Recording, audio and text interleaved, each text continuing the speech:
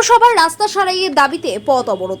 রায়গঞ্জ পৌরসভার বন্দরে প্রায় টানা 1.5 মাস থেকে 1.5 কিলোমিটার রাস্তার কাজ শুরু হলেও মাঝপথে থমকে থাকায় আজ বুধবার স্থানীয় জনসাধারণ ও পার্শ্বস্থ ব্যবসায়ীদের উদ্যোগে পথ অবরোধ শুরু হয়।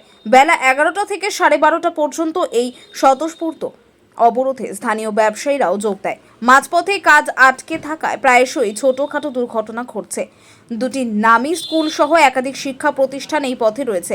প্রায়ই ছাত্রছাত্রীদের দুর্ঘটনার শিকার হতে হচ্ছে। পথ পার্শ্বস্থ ব্যবসায়ীদের অভিযোগ, সঠিকভাবে রাস্তায় জল না দেওয়ায় রাস্তার ধুলো উড়ে আসছে, দোকানের মালপত্র নোংরা হয়ে যাচ্ছে। পরে পুলিশ ও বোর্ড অফ অ্যাডমিনিস্ট্রেটরের মেম্বার প্রদীপ কল্যাণী এলে তার আশ্বাসে পথ অবরোধ উঠে যায়। প্রকাশ দাস, কৃষ্ণ সাহা, বিনোদ চৌধুরী, কৃষ্ণ রজকেরা বলেন, 3 দিনের মধ্যে কাজ শুরু না হলে আমরা আরও বৃহত্তর আন্দোলনে নামব। বললো যে 2-3 দিনের মধ্যে কাজ চালু হবে, ওই জন্য আমরা পত্রপত্র তুলে দিচ্ছি। আর যদি কাজ চালু না হয় তাহলে আবার এর থেকে ভয়ঙ্কর মানে কোনো প্রশাসন ধারণা করতে হবে এর থেকে ভয়ঙ্কর পদক্ষেপ। কিন্তু সেটা আমরা জলের আশ্বাস দিয়েছে, রাস্তার আশ্বাস দিয়েছে, 2 বেলা 3 বেলা জল দেবে। যাই হোক, যদি এই কাজটাই না হয় তাহলে এর থেকে ভয়ঙ্কর পদক্ষেপ হবে। আর সেটাতে আমরা মানে কী বললাম, আমরা সারাদিন রোদের মধ্যে থাকবো কিন্তু পথটা উঠাবো না।